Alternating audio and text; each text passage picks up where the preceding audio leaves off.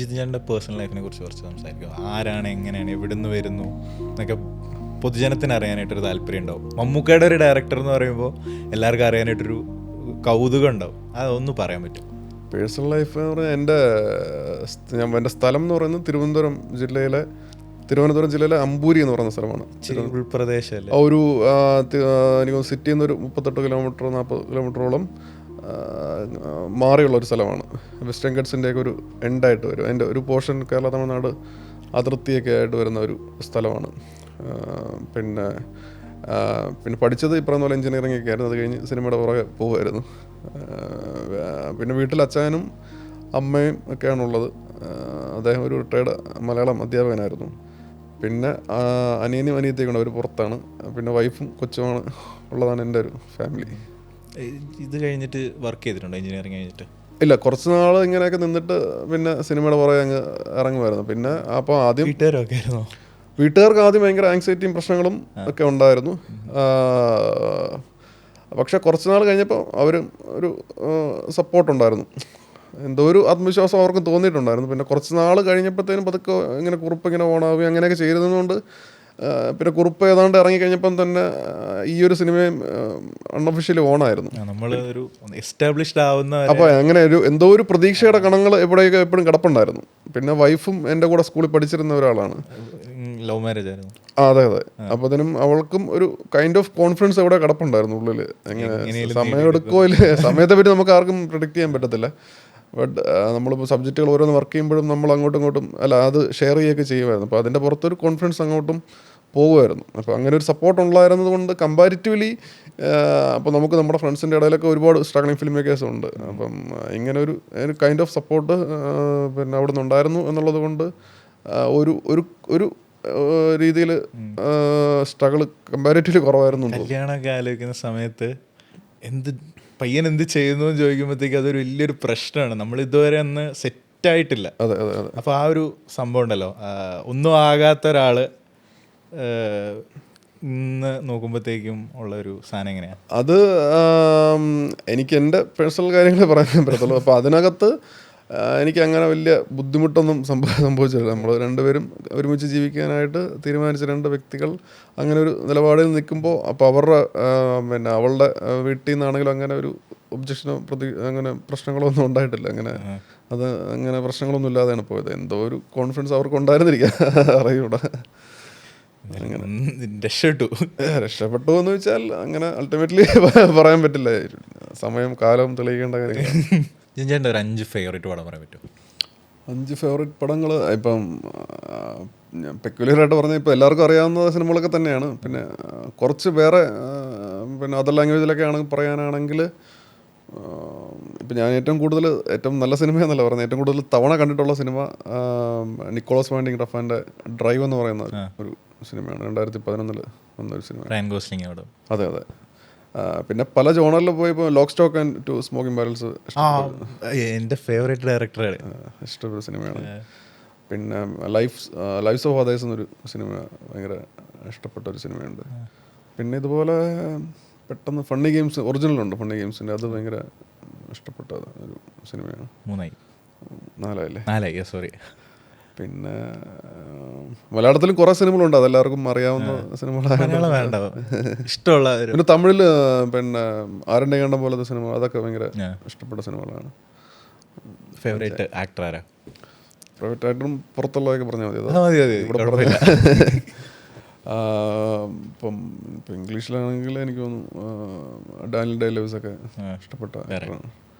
ഈ പറഞ്ഞ റിയാൻ ഗോസ്ലിങ്ങിനെയും ഒക്കെ ഇഷ്ടമാണ്. രണ്ടും ഓക്കെ.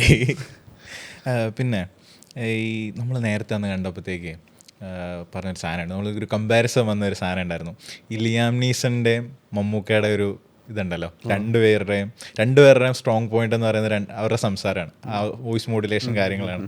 പിന്നെ ആ ഒരു ഗേറ്റ് സാധനങ്ങളൊക്കെ നമ്മളെല്ലാവരെയും ഐക്കോണിക് ആയിട്ടുള്ള സാധനങ്ങളാണ്. ഈ ഒരു കമ്പാരിസൺ അതിനെക്കുറിച്ച് എന്താ പറയുക? അത് ബേസിക്കലി രണ്ടുപേരെ ഞാൻ അങ്ങനെ കമ്പയർ ചെയ്ത് പറഞ്ഞത് അല്ല. ഈ പറഞ്ഞ പിന്നെ വോയിസ് മോഡുലേഷൻ ഉൾപ്പെടെയുള്ള കാര്യങ്ങളിൽ രണ്ടുപേരും രണ്ട് രീതിയിൽ പിന്നെ എക്സെപ്ഷണലി നല്ല പെർഫോമൻസ് ചെയ്യുന്ന ആക്ടേഴ്സാണ്. അന്ന് സംസാരിച്ച കാര്യം എനിക്ക് തോന്നുന്നു, അപ്പോൾ അദ്ദേഹം കൂടുതലും റിട്ടയർഡ് ഗാങ്സ്റ്റേഴ്സും അങ്ങനെയുള്ള കുറച്ച് ക്യാരക്ടേഴ്സിന് ഒരുപാട് റിപ്പീറ്റ് ചെയ്യുന്ന ഒരാളാണ്. Liam Nissan. മമ്മൂക്കനെ കൊണ്ട് എങ്ങനെ ഇരിക്കും? മമ്മൂക്ക അങ്ങനെ ഒരു സാധനം ചെയ്താൽ നല്ലതായിരിക്കുമെന്ന് തോന്നിയിട്ടുണ്ട്. അല്ല, പ്ലാനും പദ്ധതിയൊന്നുമില്ല.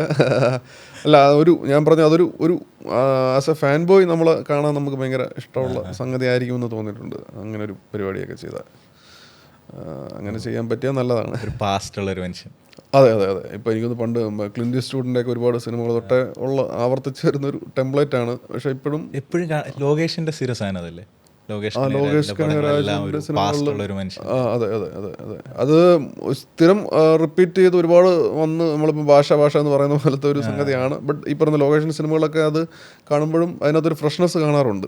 അതെനിക്ക് തോന്നുന്നു ആ ഒരു ഫിലിം മേക്കറുടെ ഒരു സ്കില്ല് തന്നെയാണെന്ന് തോന്നുന്നു. ഒരു ടെംപ്ലേറ്റ് ആണെന്ന് നമുക്ക് വേണമെങ്കിൽ പറയാമെങ്കിലും, പക്ഷെ സിനിമ കാണുമ്പോൾ നമുക്ക് അങ്ങനെ തോന്നാറില്ല. അതിനകത്തൊരു കൈൻഡ് ഓഫ് ഒരു പുതിയ അനുഭവം സൃഷ്ടിക്കാൻ അവർക്ക് സാധിക്കുന്നുണ്ട്. അങ്ങനെ ഒരു പുതിയൊരു നെറേറ്റീവ് സ്ട്രക്ചർ എന്തെങ്കിലും ഒരു സാധനം അതിനകത്ത് വരുമ്പോഴാണ് അതൊരു പുതിയ സിനിമയായിട്ട് വരുന്നത് തോന്നുന്നു. ഞാൻ പറഞ്ഞ ടെംപ്ലേറ്റിനുള്ളിൽ നിന്ന് പറഞ്ഞതാണ്. അങ്ങനെ മമ്മൂക്ക അതുപോലെ വന്നാൽ അതൊരു രസമുള്ള അനുഭവമാകാൻ സാധ്യതയുണ്ടെന്ന് തോന്നുന്നുണ്ട്. ഒരു കംപ്ലീറ്റ് ആക്ഷൻ മസാല എൻ്റർടൈനർ ആയിട്ടൊരു മലയാളത്തിൽ അങ്ങനെ പടങ്ങൾ ഭയങ്കര കുറവാണ്. നമ്മുടെ സ്പെഷ്യാലിറ്റി എന്ന് പറയുന്നത് തന്നെ ഡ്രാമയാണ്. അതെ. അപ്പം അങ്ങനെയുള്ളൊരു പടം മറ്റേ നഹാസ് ഹിദായത്ത് ഫ്രണ്ടാണെന്ന് പറയുന്നുണ്ടായിരുന്നു. അപ്പോൾ അതുപോലെ വെച്ചാൽ കംപ്ലീറ്റ് നമ്മളെ തുടക്കം തൊട്ട് അവസാനം വരെ ഇങ്ങനെ അടിയടാന്നുള്ളൊരു മൂഡിൽ നിർത്തുന്ന ഒരു പടം പ്രതീക്ഷിക്കാം നമുക്ക്. എൻ്റെ അടുത്തുനിന്നോ? ആക്ഷൻ അല്ല, എനിക്ക് ഒരുപാട് ഇഷ്ടമുള്ള ജോണറാണ് ആക്ഷൻ. അങ്ങനെ ആക്ഷൻ ജോണറിൽ സിനിമ ചെയ്യണമെന്ന് തീർച്ചയായിട്ടും ആഗ്രഹമുണ്ട്. അതിന് എന്തായാലും ശ്രമം നടത്തും. വരുമോ ഇല്ലേ എന്നുള്ളത് അറിഞ്ഞൂടാ. അപ്പം നമുക്കറിയാം നമ്മുടെ നാട്ടിൽ കമ്പാരിറ്റീവ്ലി ആക്ഷൻ പ്ലേസ് ചെയ്യാൻ കുറച്ച് ബുദ്ധിമുട്ടാണ്. ഇവിടെ ബിലീവബിളി ഇവിടെ പ്ലേസ് ചെയ്യുക എന്നുള്ളത് കുറച്ച് വലിയൊരു കടമയാണ്. അതിപ്പോൾ RDX ഒക്കെ അത്രയും സക്സസ്ഫുൾ ആയിട്ട് പ്ലേസ് ചെയ്തത് ഒരു കൈൻഡ് ഓഫ് അച്ചീവ്മെൻ്റ് ആണ്. ഇപ്പോൾ മാർക്കോ ആണെങ്കിലും അതുപോലത്തെ ഒരു സിനിമയായിരുന്നു. അപ്പോൾ നമ്മളതിനകത്ത് ഈ പറയുന്ന വയലൻസും അങ്ങനെയുള്ള കാര്യങ്ങളും വേറൊരു ഡിബേറ്റ് നടക്കുന്നുണ്ട്. അതിനപ്പുറത്തോട്ട് ഒരു ഗംഭീര ആക്ഷൻ ശരിക്കും ആവശ്യമല്ലേ? അത് ഡിപ്പെൻഡ്സ് ഓൺ സിനിമ പറയുന്ന വിഷയത്തെ പറ്റിയും അല്ലെങ്കിൽ ആ ഫിലിം മേക്കറുടെ ഒരു വിഷനെയും ഡിപ്പെൻഡ് ചെയ്ത്. എനിക്ക് പേഴ്സണലി വയലൻസ് അങ്ങനെ ബുദ്ധിമുട്ടുള്ള ഒരാളല്ല, കാണാനാണെങ്കിലും അങ്ങനെ ബുദ്ധിമുട്ടുള്ള ആളല്ല. ഇപ്പോൾ സിനിമയിൽ അത് ഡിമാൻഡ് ചെയ്യുന്നുണ്ടെങ്കിൽ അത് ഇഷ്ടമാണ് കാണാൻ. ഞാൻ വയലൻസിനപ്പുറത്ത്, ആ ഡിബേറ്റിനപ്പുറത്ത് ആക്ഷൻ കൊറിയോഗ്രാഫിയിൽ ഭയങ്കര രസമുള്ള അഡ്വാൻസ്ഡ് ആയിട്ടുള്ള ഒരു ലെവലിലോട്ട് പോയ സിനിമയാണ് മാർക്കോ എന്നെനിക്ക് തോന്നിയിട്ടുണ്ട്. അപ്പം അങ്ങനെയുള്ള സിനിമകൾ ഇവിടെ പ്ലേസ് ചെയ്യാനായിട്ട് കുറച്ച് നമുക്ക് നമ്മുടെ ഓഡിയൻസിന് ബിലീവബിളായിട്ട് പ്ലേസ്മെൻറ്റ് നടത്തുക എന്നുള്ളത് കുറച്ച് ബുദ്ധിമുട്ടുള്ള ഒരു സംഗതിയാണ്. അപ്പം അത് സക്സസ്ഫുള്ളി ചെയ്ത ഫിലിം മേക്കേഴ്സ് ഇവിടെ ഉണ്ടായിട്ടുണ്ട്, വരുന്നുണ്ട്. ഈ അടുത്ത കാലത്ത് എക്സാമ്പിൾസ് പറഞ്ഞതാണ്. പുതിയ ഡയറക്ടേഴ്സ് അങ്ങനെ ചെയ്യുന്നുണ്ട്. അത് ഇനിയും ആവർത്തിക്കപ്പെടുമെന്ന് തോന്നുന്നു. അങ്ങനത്തെ സിനിമകൾ ഒരുപാടായിട്ട് വരും എന്ന് എനിക്ക് തോന്നുന്നുണ്ട്.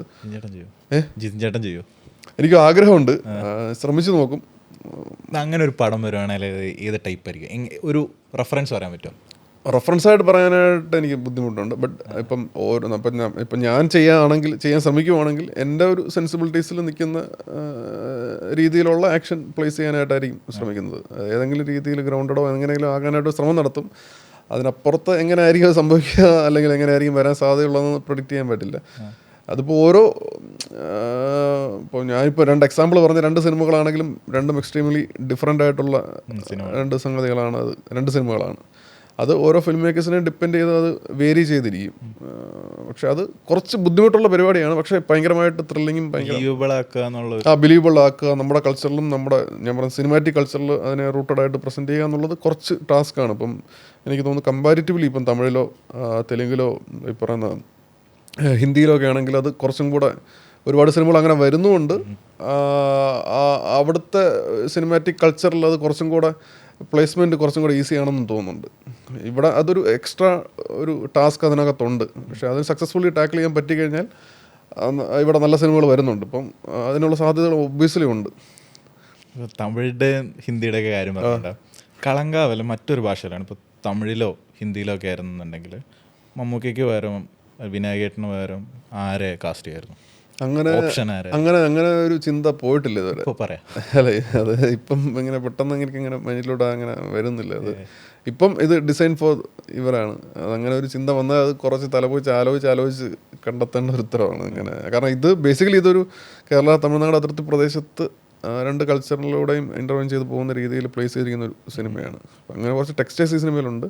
അപ്പുറത്ത് അങ്ങനത്തെ ഒരു പടം എങ്ങനെ സ്പെസിഫിക്കലി മലയാളി ഓഡിയൻസിനെ കേറ്റർ ചെയ്യുന്ന പടമാണോ അതോ കുറച്ചും കൂടെ വൈഡ് പെർസ്പെക്റ്റീവ്? അല്ല, നമ്മുടെ മലയാളി ഓഡിയൻസ് എന്നുള്ളത് സംഗതി തന്നെയാണ്. പിന്നെ ഈ പറഞ്ഞ പോലെ ഒരു കൾച്ചറൽ റൂട്ടിങ് ഇങ്ങനത്തെ രീതിയിൽ ഉണ്ട്. ഒരു അതിർത്തി പ്രദേശത്തിൻ്റെതായ കൾച്ചറൽ റൂട്ടിങ്, അതിൻ്റെ ഒരു ഡൈവേഴ്സിറ്റി അതിനകത്ത് വരുന്നുണ്ട്. അതിനപ്പുറത്തുള്ളത് നമുക്ക് കാത്തിരുന്ന് കാണാം. സിനിമയിലെ സ്ത്രീ കഥാപാത്രങ്ങളെ കുറിച്ച് പറയാമോ? സ്ത്രീ കഥാപാത്രങ്ങൾ കൃത്യമായിട്ടുള്ള ഒരു സിനിമയാണ്. നമ്മളത് ഒഫീഷ്യലി അതിൻ്റെ ഡീറ്റെയിലിങ്ങിലോട്ട് നമ്മൾ റിവീലിങ്ങിലോട്ട് പോയിട്ടില്ല. അതുകൊണ്ട് പറയാനായിട്ടൊരു ബുദ്ധിമുട്ടുണ്ട്, പിന്നെ സ്പോയിൽ ആവാൻ സാധ്യതയുണ്ട്. മമ്മൂട്ടി കമ്പനി ആണ് ഈ പടം പ്രൊഡ്യൂസ് ചെയ്യുന്നത്. ഡിസ്ട്രിബ്യൂഷൻ വേഫെയർ ഫിലിംസ് ആണ്. അപ്പോൾ നമ്മുടെ ടർബോ കഴിഞ്ഞിട്ടുണ്ടെങ്കിൽ അല്ലെങ്കിൽ Dominic and the ladies purse കഴിഞ്ഞിട്ടുണ്ടെങ്കിൽ മൂന്നാമത്തെ ആ ഒരു കൊളാബാണ്. അപ്പോൾ അതിൽ വർക്ക് ചെയ്യാൻ പറ്റുന്നു, ഒരു ഡെബ്യൂട്ടന് വർക്ക് ചെയ്യാൻ പറ്റുന്നു. How does it feel? മലയാളത്തിലെ ഏറ്റവും വലിയ ഡിസ്ട്രിബ്യൂട്ടർ പ്രൊഡ്യൂസേഴ്സാണ് രണ്ടും. അപ്പോൾ ഒരു അങ്ങനെ എനിക്ക് അതിൻ്റെ വസ്തുതകളെ കുറിച്ച് എനിക്ക് അറിഞ്ഞൂടാ. ബട്ട് പിന്നെ മമ്മൂട്ടി കമ്പനി കുറച്ച് നാളായിട്ട് ഇവിടെ സിനിമകൾ ചെയ്തുകൊണ്ടിരിക്കുന്ന ഒരു കമ്പനിയാണ്. അവർ ചെയ്ത സിനിമകളെ പറ്റിയും എല്ലാവർക്കും അറിയാവുന്നതാണ്. അപ്പം ആ സിനിമകളുടെ പ്രത്യേകതകൾ കൊണ്ട് ആ കമ്പനിക്ക് ഒരു കൈൻഡ് ഓഫ് ഒരു റെപ്യൂട്ടേഷൻ പരിപാടികളുണ്ട്. അപ്പോൾ അവർ ഇത് പ്രൊഡ്യൂസ് ചെയ്യാം എന്നുള്ള ഒരു തീരുമാനം വന്നപ്പം തന്നെ നമുക്കൊരു കൈൻഡ് ഓഫ് ഹാപ്പിനെസ് ഉണ്ടായിരുന്നു, ഒരു അഡീഷണൽ ഹാപ്പിനെസ് ഉണ്ടായിരുന്നു. അതിനപ്പുറത്ത് ആ ചരിത്രത്തിനും ഇതിനൊക്കെ അപ്പുറത്ത് ഈ പ്രോജക്റ്റ് എക്സിക്യൂഷൻ നടത്തുന്ന പരിപാടിയിൽ മമ്മൂട്ടി കമ്പനി ആയതുകൊണ്ട് നമുക്ക് വളരെ നല്ലൊരു അനുഭവമായിരുന്നു. ഇപ്പം ഷൂട്ടിൻ്റെ സമയത്താണെങ്കിലും പോസ്റ്റ് പ്രൊഡക്ഷൻ സമയത്താണെങ്കിലും അവരുടെ ഒരു സപ്പോർട്ട് ഭയങ്കര നല്ല രീതിയിലുണ്ടായിരുന്നു. ഇപ്പം നമ്മൾ പിന്നെ പലപ്പോഴും നമ്മൾ പിന്നെ സീൻ ഡെവലപ്മെൻറ്റിലും പരിപാടികളിലൊക്കെ സെറ്റപ്പുകളും ഒക്കെ മാറ്റങ്ങൾ ചെറിയ ചെറിയ രീതിയിലൊക്കെ വരും. അതങ്ങനെയാണ് അതിൻ്റെ ഒരു ഇതെന്ന് പറയുന്നത്. അപ്പോഴൊക്കെ നമുക്ക് ഏതെങ്കിലും രീതിയിൽ ഷൂട്ടിംഗ് പ്രോസസ്സിലോ മറ്റ് കാര്യങ്ങൾ ലോജിസ്റ്റിക് വൈസ് ആയിട്ടോ എന്തെങ്കിലും ബുദ്ധിമുട്ടുണ്ടാകാത്ത രീതിയിൽ അവർ കൃത്യമായിട്ട് നമ്മളെ സപ്പോർട്ട് ചെയ്ത് തന്നെ നിൽക്കുന്നുണ്ടായിരുന്നു. നമ്മൾ പറയുന്ന റിക്വയർമെൻറ്റ്സ് ഒക്കെ പ്രൊവൈഡ് ചെയ്യുന്ന കാര്യത്തിലാണെങ്കിലും മറ്റുള്ള എല്ലാ രീതിയിലും വളരെ നല്ല രീതിയിൽ മമ്മൂട്ടി ഇപ്പം ജോർജ് ചേട്ടനും സുനിൽ സിംഗ് അങ്ങനെ കുറച്ച് പേരൊക്കെയാണ് അതിൻ്റെ സാരഥി മീൻസ് കാര്യങ്ങളൊക്കെ എക്സിക്യൂട്ട് ചെയ്യുന്നത്. അപ്പോൾ അവർ വളരെ കോപ്പറേറ്റീവായിട്ട് ആണ് മൊത്തത്തിൽ നമ്മളെ സപ്പോർട്ട് ചെയ്ത് പോയത്. അപ്പോൾ അത് നല്ലൊരു അനുഭവമായിരുന്നു. ജിതിൻ ചേട്ടൻ നേരത്തെ പറഞ്ഞിട്ടുണ്ടായിരുന്നു അമ്പൂരി എന്ന് പറഞ്ഞൊരു സ്ഥലത്തു നിന്ന് വരുന്ന ഒരാളാണ്. അപ്പോൾ ഗ്രാമപ്രദേശമാണ്. നമ്മുടെ ഒരു 8ാം ക്ലാസ് 10ാം ക്ലാസ് ഒക്കെ പഠിക്കുന്ന സമയത്ത് എന്ന് പറയുമ്പോഴത്തേക്കും കുറച്ചും കൂടെ ചുരുങ്ങിയ ലോകമാണ്. നമ്മുടെ ലോകം എന്ന് പറയുന്നത് നമ്മുടെ ഗ്രാമം, നമ്മുടെ അടുത്തുള്ള ആൾക്കാർ.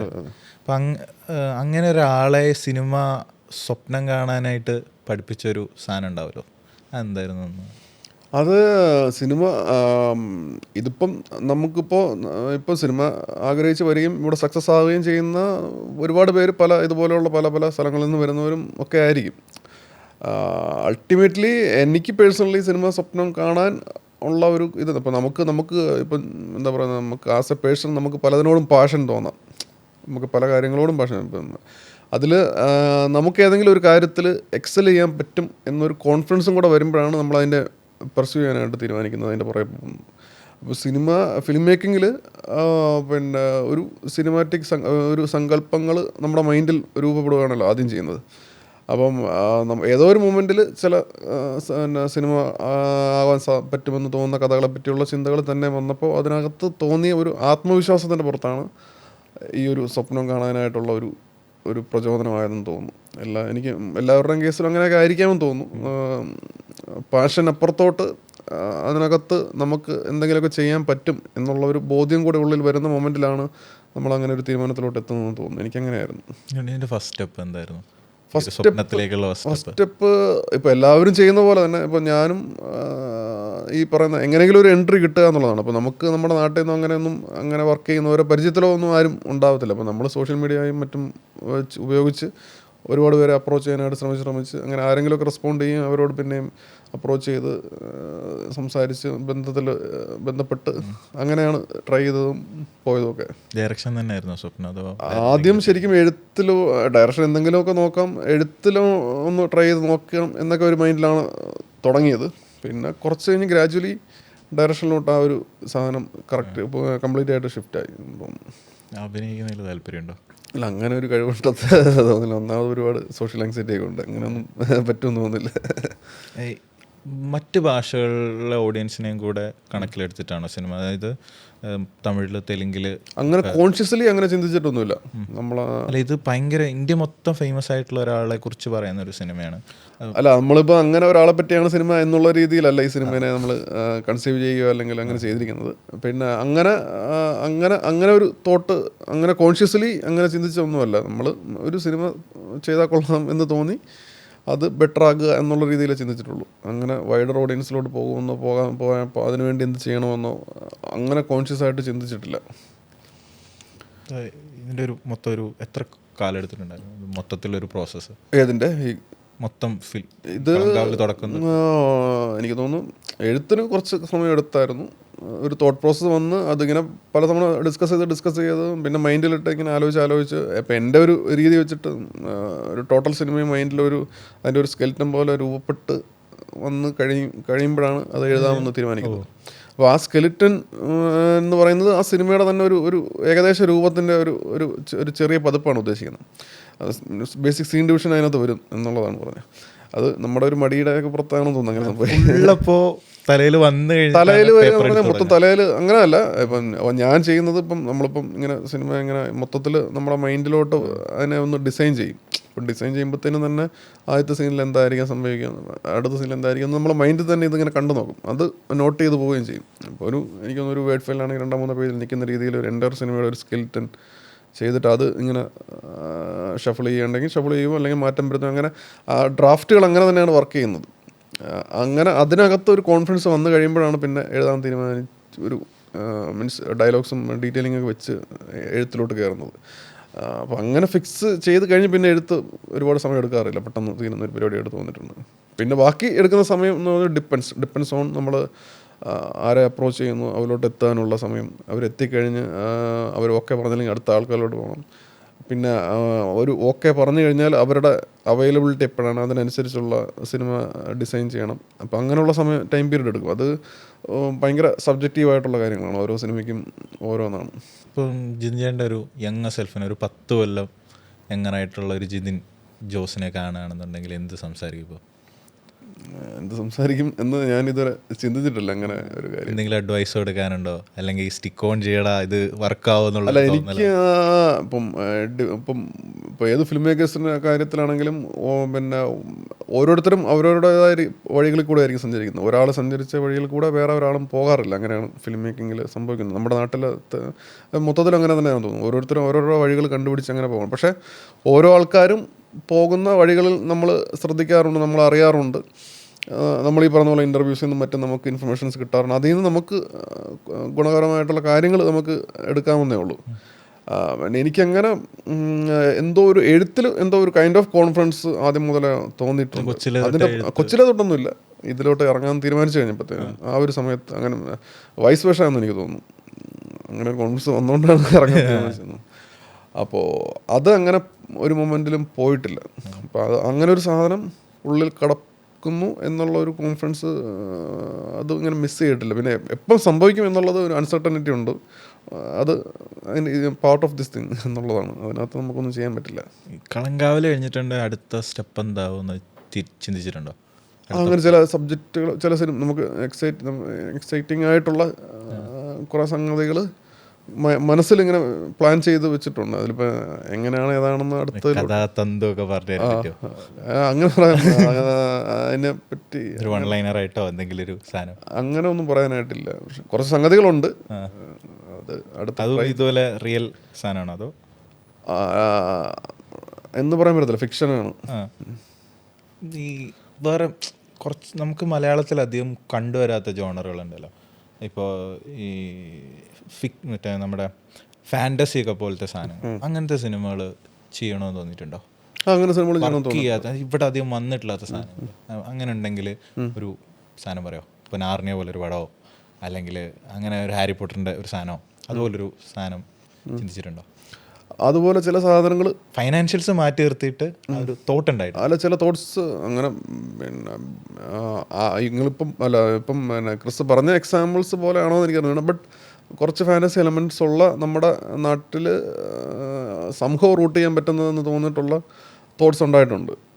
അത് ഡെവലപ്പ് ചെയ്യാൻ ശ്രമിക്കുന്നുമുണ്ട്. അതെങ്ങനെ വരുമെന്ന് അറിഞ്ഞുകൂടാ, ബട്ട് ഉണ്ട്, അങ്ങനത്തെ ചിന്തകളുണ്ട്, അതിനോടൊരു താല്പര്യവുമുണ്ട്. ഉടനെ നമുക്ക് പ്രതീക്ഷിക്കാം. അതറിഞ്ഞൂടാ, അത് ആ ചിന്ത ഡെവലപ്പ് ചെയ്ത് പോകുന്ന പോക്കിനെ ഒക്കെ ഡിപ്പെൻഡ് ചെയ്തിരിക്കുന്ന കാര്യങ്ങളാണ്. ഇനി മറ്റു ഭാഷകൾ ചിന്തിച്ചിട്ടുണ്ടോ പുറത്ത്? നമുക്കിപ്പോൾ മലയാളത്തിന് ഒരുപാട് ലിമിറ്റേഷൻസ് ഉണ്ട്. നമുക്ക് പറയുമ്പോഴത്തേക്കും ഇന്ത്യയിൽ കിട്ടാവുന്ന ഏറ്റവും ബെസ്റ്റ് ടെക്നീഷ്യൻസ്, ക്രൂ ഉള്ളത് നമ്മുടെ നാട്ടിലാണ്. വെടിക്കെട്ടായിട്ടുള്ള അസാധ്യമായിട്ടുള്ള ആക്ടേഴ്സ് ഉള്ളത് നമ്മുടെ അടുത്താണ്. പക്ഷെ നമുക്ക് എപ്പോഴും നമുക്ക് ഫൈനാൻഷ്യൽസ് നമ്മളെ ഡ്രാഗ് ചെയ്യുന്ന ഒരു ഫാക്ടറാണ്. ഇപ്പോൾ എപ്പോഴും നമുക്കൊരു ലൂസിഫറോ അല്ലെങ്കിൽ ഒരു എന്താ ടെർബോ അങ്ങനത്തെ ഒരു ഭയങ്കര ഫണ്ട് ഇറക്കിയിട്ടുള്ള ഒരു പടം നമുക്ക് പോസിബിൾ ആവണമെന്നില്ല. പക്ഷെ ഇപ്പോൾ നമ്മൾ തൊട്ടടുത്ത് കിടക്കുന്ന തമിഴ്നാടോ അല്ലെങ്കിൽ ഹിന്ദി ബെൽറ്റിലോട്ട് പോകുകയാണെന്നുണ്ടെങ്കിലോ അവർക്കൊരു കിട്ടുന്ന ഒരു സാധനമുണ്ട്, ഒരു ഫൈനാൻഷ്യൽ സെക്യൂരിറ്റി ഉണ്ട്, കിട്ടും, ഫണ്ട് വരും എന്നുള്ളൊരു ഇതുണ്ട്. അപ്പം അതുകൊണ്ട് പുറത്തോട്ട് വേറെ ഡ്രീം ചെയ്യാനായിട്ട്, വലുതായിട്ട് ഡ്രീം ചെയ്യാനായിട്ട് പോയിട്ടുണ്ടോ? എന്ന് വെച്ചാൽ ഞാൻ അങ്ങനെ പുറത്ത് പോയി സിനിമ ചെയ്യണം അങ്ങനെ ചിന്തിച്ചിട്ടില്ല. പക്ഷേ ചില ഫ്രണ്ട്സിൻ്റെയൊക്കെ ചില വാക്കുകൾ അങ്ങനെ ചിന്തിച്ചുകൂടെ, അത് വേറൊന്നും കൊണ്ടല്ല. ഇപ്പം നമുക്ക് നമ്മുടെ നാട്ടിൽ കൈൻഡ് ഓഫ് ചില ഇവിടെ ചെയ്യാൻ, അത് കൾച്ചറൽ കാരണങ്ങൾ കൊണ്ടും അല്ലെങ്കിൽ സിനിമാറ്റിക് കൾച്ചറിൻ്റെ കാരണങ്ങൾ കൊണ്ടും ഞാൻ നേരത്തെ പറഞ്ഞ പോലെ തന്നെ ചില സംഗതികൾക്ക് പരിമിതികളുണ്ട് ഇവിടെ. എന്നാൽ അങ്ങനത്തെ പരിമിതികൾ കമ്പാരിറ്റീവ്ലി കുറവായിട്ടുള്ള ഇൻഡസ്ട്രീസ് നമ്മുടെ തൊട്ടടുത്തൊക്കെ ഉണ്ട്. അല്ല, ഞാൻ ഒരു കാര്യം ചോദിക്കട്ടെ. ഇപ്പോൾ നേരത്തെ പരിമിതികളുണ്ടെന്ന് പറഞ്ഞില്ലേ, അപ്പോൾ നമ്മൾ നേരത്തെ പറഞ്ഞിട്ടുണ്ടായിരുന്നു ഡ്രാമ ഭയങ്കരമായിട്ട് നമ്മൾ പ്രോത്സാഹിപ്പിക്കുന്ന ആൾക്കാരാണ്. നമ്മുടെ ഇവിടെ ഇൻഡസ്ട്രിയിൽ ഭയങ്കര വലിയ ബ്ലോക്ക് ബസ്റ്റേഴ്സ് ഒട്ടുമിക്ക എല്ലാം ഒരു 70% ഡ്രാമ സിനിമകളാണ്. പുറത്തോട്ട് പോയിട്ടുണ്ട് നേരെ ഓപ്പോസിറ്റാണ്, മാസ് മസാല എൻ്റർടൈനേഴ്സ് ആയിരിക്കും ഭയങ്കര ഫണ്ട് ഉണ്ടാക്കുക. അപ്പോൾ നമുക്കതൊരു പ്രശ്നമായിട്ട് തോന്നിയിട്ടുണ്ട്. നമ്മുടെ ആൾക്കാർ, നമ്മൾ മലയാളികൾ ഈ ഇതുപോലെ ഇങ്ങനെയുള്ള സിനിമകളെ പ്രോത്സാഹിപ്പിക്കാത്തതായിട്ട് ഫീൽ ചെയ്തിട്ടുണ്ടോ?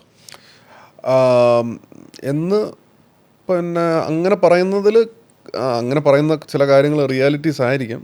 പക്ഷേ അതിൽ നമ്മൾ ചില കാര്യങ്ങളിൽ നമ്മൾ ബോധർ ചെയ്തിട്ട് കാര്യമുണ്ടോ എന്ന് സംശയം തോന്നാറുണ്ട്. അതായത് ഇപ്പം ഫോർ എക്സാമ്പിൾ, ഇപ്പോൾ നമ്മുടെ അടുത്ത് മാൽഡീവ്സ് എന്നൊരു രാജ്യമുണ്ട്. അവിടെ ആണെങ്കിൽ പേരിന് പോലും സിനിമ എന്നൊരു സംഗതിയില്ല.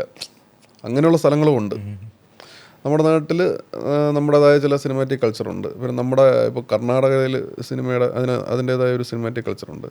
അവിടെ തന്നെ പിന്നെ കർണാടകയിൽ തന്നെ ഈ പറയുന്ന പോലെ കൊങ്കണി, ബ്യാരി, തുളു, ഇങ്ങനെ പല പല ഭാഷകളുണ്ട്.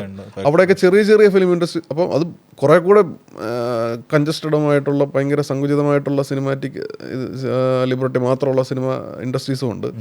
എന്നാൽ ഈ പറയുന്ന നമ്മുടെ തൊട്ടടുത്ത് തമിഴ്നാട്ടിൽ ഇതിന് ഭയങ്കര ലാർജറായിട്ടുള്ള ഒരു സ്കെയിലോട്ട് പോകാൻ പറ്റുന്ന സ്പേസ് ഉണ്ട്.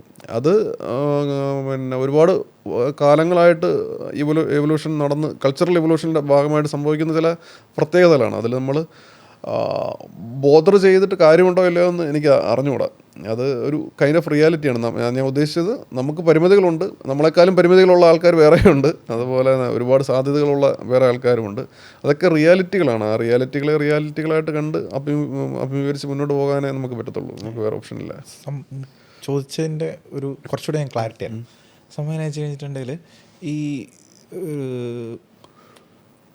നമ്മളിപ്പം ജിത്തു ചേട്ടനെ പറയുന്ന ഒരു മലയാളം റൈറ്ററാണ്, ഡയറക്ടറാണ്, അല്ലെങ്കിൽ ഇപ്പോൾ തമിഴിൽ നിന്ന് ഒരാളെ എടുത്തു കഴിഞ്ഞിട്ടുണ്ടെങ്കിൽ തമിഴ് ഡയറക്ടറാണ്, റൈറ്ററാണെന്നുള്ളതിന് ഉപരിയായിട്ട് നമ്മൾ ഇന്ത്യ മൊത്തം ആഘോഷിക്കപ്പെടുന്ന ഡയറക്ടേഴ്സ് ഉണ്ടല്ലോ. ഇപ്പോൾ നമ്മൾ പറയുമ്പോഴത്തേക്ക് സൗത്ത് നിന്നായിരിക്കും, അല്ലെങ്കിൽ നോർത്ത് ഈസ്റ്റിൽ നിന്നായിരിക്കും, നോർത്ത് അങ്ങനെ ഒരു ടാഗ് ലൈൻ ഉണ്ടാക്കിയെടുക്കുമല്ലോ. അതെ, അത് മാർക്കറ്റിൻ്റെ പ്രത്യേകതയാണെന്ന് തോന്നുന്നു. അവിടുത്തെ തമിഴ് സിനിമയുടെ മാർക്കറ്റും ഓഡിയൻസൊക്കെ കുറച്ചും കൂടെ വൈഡറും ലാർജറും ഒക്കെയാണ്. അതൊരു റിയാലിറ്റിയാണ്. ഞാനാണെങ്കിലും 1-2 തമിഴ് സിനിമയിൽ വർക്ക് ചെയ്തിട്ടുണ്ട്, മേക്കിംഗ് വീഡിയോ പരിപാടികളൊക്കെ ആയിട്ട്. അപ്പോൾ അത് വേറൊരു സ്കെയിലും വേറൊരു ഒരു പരിപാടി ഉണ്ട് അവിടെ. അപ്പം അങ്ങനത്തെ അതിൻ്റേതായ ചില പ്രത്യേകതകളുണ്ട്. അപ്പോൾ അത് എക്സ്പ്ലോർ ചെയ്യണം എന്ന ആഗ്രഹം തോന്നിയിട്ടുമുണ്ട്. അതിപ്പം അത് റിയലിസ്റ്റിക്കലി പോസിബിൾ ആണോ അല്ലയോ എന്ന് പറയാനായിട്ട് എനിക്ക് അറിഞ്ഞൂടാ. ബട്ട് അങ്ങനെ ഒരു ആഗ്രഹവും ഇതും തോന്നിയിട്ടുണ്ട്. അത് ചിലപ്പോൾ ശ്രമിച്ച് നോക്കുമായിരിക്കും ഭാവിയിൽ എപ്പോഴെങ്കിലും. പ്രതീക്ഷിക്കാം. കുറേ കാര്യങ്ങൾ ഇങ്ങനെ പറയുന്നത് മിക്ക നമ്മളെ ഇങ്ങനെ എക്സൈറ്റ് ചെയ്യിക്കുന്ന സാധനങ്ങളാണ്. ചേട്ടൻ്റെ അടുത്തുനിന്ന് വരാനായിട്ട് നമ്മൾ അതൊക്കെ നമുക്ക് അറിഞ്ഞുകൂടാ. നമ്മളിങ്ങനെ ഓരോ ചിന്തകളാണ് ഇതിപ്പം റിയലിസ്റ്റിക്കലി ഇതിൻ്റെയൊക്കെ എന്തുമാത്രം പ്രസക്തി ഉണ്ട്, പോസിബിലിറ്റി ഉണ്ട് എന്നുള്ളതൊക്കെ നമുക്കറിയാത്ത കാര്യങ്ങളാണ്. ബട്ട് അതൊക്കെ ഇങ്ങനെ എക്സ്പ്ലോർ ചെയ്യുന്നത് കൈൻഡ് ഓഫ് എക്സൈറ്റിംഗ് ആയിട്ടുള്ള ഒരു ഡ്രൈവിംഗ് ഫോഴ്സ് ഉള്ള കാര്യങ്ങളാണ് അതൊക്കെ. പടം ഇറങ്ങുന്ന ദിവസത്തെ ഒരു ടെൻഷൻ ഉണ്ടോ? ഓഡിയൻസ് എങ്ങനെ സ്വീകരിക്കും എന്നുള്ള ഒരു സാധനം ഉണ്ടോ? അത് കുറിപ്പിൽ ഒരു ലിമിറ്റ് ഉണ്ടായിരുന്നു. കുറിപ്പിലും ഭയങ്കര ടെൻഷൻ ഉണ്ടായിരുന്ന കംപ്ലീറ്റ്ലി ഷോൾഡറിലാണ്. അതെ അതെ അതെ. കുറിപ്പ് ഒരു അതെ താങ്ങുണ്ട്, ഇത് കംപ്ലീറ്റ്ലി ജിൻജാന്റെ ഷോൾഡറിലാണ്. അപ്പൊ അതെങ്ങനെയാ ആ ടെൻഷനെ പറ്റി, ആ മൊമെന്റിനെ പറ്റി ഇതുവരെ ചിന്തിച്ചിട്ടില്ല. ആ സമയമാകുമ്പോഴത്തേനും അത് തന്നെ വരുമായിരിക്കും. തിയേറ്ററിൽ കയറിയിരുന്നാണോ? ഫസ്റ്റ് ഷോ കാണോ? ആയിരിക്കും, അങ്ങനെ ആയിരിക്കും. അതിനെപ്പറ്റി അത് പുറത്ത് നെഞ്ചിടിപ്പോടെ അതിനെപ്പറ്റി എനിക്ക് അറിഞ്ഞുകൂടാ. എന്തായാലും പോയി കാണുമായിരിക്കും, ആ സമയത്ത് അറിയത്തുള്ളൂ. നമ്മുടെ സമയം ഇവിടെ ഏകദേശം അതിക്രമിച്ചിട്ടുണ്ട്. ജിൻജാന്റെ അടുത്തൊരു പരിപാടി ഉണ്ടെന്ന് അറിയാം. അപ്പം തീരുന്നതിന് മുന്നായിട്ട് ഓഡിയൻസിനോട് എന്തെങ്കിലും പറയാനുണ്ടോ? അവരറിഞ്ഞിരിക്കേണ്ടതായിട്ടുള്ള എന്തെങ്കിലും ഒരു സാധനമുണ്ടോ പടത്തിന് മുന്നേ, കയറുന്നതിന് മുന്നേ? പടത്തിന് മുന്നേ അറിഞ്ഞിരിക്കേണ്ട കാര്യം, തരത്തിലുള്ള എക്സ്പെക്ടേഷനാണ് വെക്കേണ്ടത് ആ രീതിയിൽ എന്തെങ്കിലും? പിന്നെ പടത്തിന് അറിഞ്ഞിരിക്കേണ്ട കാര്യങ്ങൾ നമ്മൾ കൃത്യമായ ഇടവേളയിൽ കുറച്ച് സാധനങ്ങൾ നമ്മൾ പറഞ്ഞിട്ടുണ്ട് ആൾക്കാരോട് ഓൾറെഡി, നമ്മുടെ പോസ്റ്റേഴ്സിലൂടെയും മറ്റും ഒക്കെ. അതുപോലെയുള്ള കണ്ടൻസ് ഇനിയും ഗ്രാജുവലി വരും. അതിനകത്തുനിന്ന് കൃത്യമായിട്ട് നമ്മൾക്ക് പറയാൻ ഉദ്ദേശിക്കുന്ന കാര്യങ്ങൾ എന്തായാലും കമ്മ്യൂണിക്കേറ്റ് ചെയ്യും. അപ്പം പറയാനുള്ളത്, നമ്മൾ ഒഫീഷ്യലി നമ്മൾ പുറത്ത് വിടുന്ന കാര്യങ്ങളെ സോഴ്സായിട്ട് കാണുക എന്നുള്ളതാണ്. ഇപ്പം സോഷ്യൽ മീഡിയയിൽ അവിടെയൊക്കെ ഒരുപാട് സ്പെക്കുലേഷൻസും പരിപാടികളൊക്കെ വരും. അതിൽ പിന്നെ ഒരു ഒഫീഷ്യലി നമുക്ക് ഒതൻറ്റിക് ആയിട്ടുള്ള സോഴ്സിൽ നിന്ന് വരുന്ന കാര്യങ്ങളല്ല. അപ്പം അതിനെ മനസ്സിലോട്ടെടുത്ത് വെക്കാതെ നമ്മുടെ ടീമിൽ നിന്നും ഒഫീഷ്യലായിട്ട് വരുന്ന അപ്ഡേറ്റ്സിനെ ഡിപ്പെൻഡ് ചെയ്ത് അതിൻ്റെ പുറത്തൊരു പ്രതീക്ഷ ഉണ്ടാക്കി സിനിമ കാണാനായിട്ട് പോവുക എന്നാണ് പറയാനുള്ളത്. ടീസർ ട്രെയിലർ അങ്ങനെ എന്തെങ്കിലും സാധനം ഉടനെ അങ്ങനെയുള്ള അപ്ഡേറ്റ്സും വരും. അതെപ്പോഴാണ്, അധികം താമസിക്കത്തില്ല, ഉടനെ ഉണ്ടാവും വരാൻ. കംപ്ലീറ്റ് പോസ്റ്റ് പ്രൊഡക്ഷൻ ഓൾമോസ്റ്റ് കഴിഞ്ഞിട്ടുണ്ട്, ഏകദേശം കഴിഞ്ഞു. ഇനി കുറച്ച് ചെറിയ പരിപാടികളാണ് ചെയ്യാനുള്ളത്. എന്നാലും ഏകദേശം മെയിൻ പരിപാടികളൊക്കെ ഏകദേശം കഴിഞ്ഞിട്ട്. ഇതിപ്പോൾ നമ്മുടെ സ്പോട്ട് ലൈറ്റിൻ്റെ ആദ്യത്തെ എപ്പിസോഡിൽ നമ്മുടെ ആദ്യത്തെ ഗസ്റ്റാണ് ജിതിൻ ചേട്ടൻ. ഇപ്പോൾ നമ്മൾ ജിതിൻ ചേട്ടനെ കുറിച്ചും കളങ്കാവലിനെ കുറിച്ചും മമ്മൂക്കയെക്കുറിച്ചും വിനായകൻ ചേട്ടനെ കുറിച്ചും ഒക്കെ ഉള്ള ഒരുപാട് അപ്ഡേറ്റ്സ് നമുക്ക് ഇതോടുകൂടി ഇപ്പോൾ കിട്ടിയിട്ടുണ്ട്. അപ്പോൾ ഫ്യൂച്ചറിൽ ജിതിൻ ചേട്ടൻ്റെ തന്നെ ഫ്യൂച്ചർ എൻഡവേഴ്സിൽ ഞങ്ങൾക്ക് ഇതുപോലെ ഇവിടെ വന്നിരുന്ന് ഇതുപോലൊന്ന് പോഡ്കാസ്റ്റ് ചെയ്യാൻ പറ്റട്ടെ, സംസാരിക്കാൻ പറ്റട്ടെ എന്നൊരു പ്രതീക്ഷയോടെ നമ്മളിവിടെ കൈ കൊടുത്ത് പിരിയുകയാണ്. അപ്പോൾ കളങ്കാവൽ ഉടനെ റിലീസ് വരുന്നുണ്ടാവും. നമ്മളെല്ലാവരും ഭയങ്കര എക്സൈറ്റഡ് ആണ്. എനിക്ക് ബാക്കിയുള്ളവരെക്കാൾ എന്താണ് നമുക്ക് പറയാൻ പറ്റില്ല, പക്ഷേ എനിക്ക് പേഴ്സണലി ഞാൻ ഭയങ്കരമായിട്ട് എക്സ്പെക്റ്റ് ചെയ്യുന്നൊരു സിനിമയാണ്. അപ്പോൾ നല്ല രീതിയിൽ പരിണമിക്കട്ടെ, എല്ലാ ഭാവുകങ്ങളും നേരുന്നു. Thank you.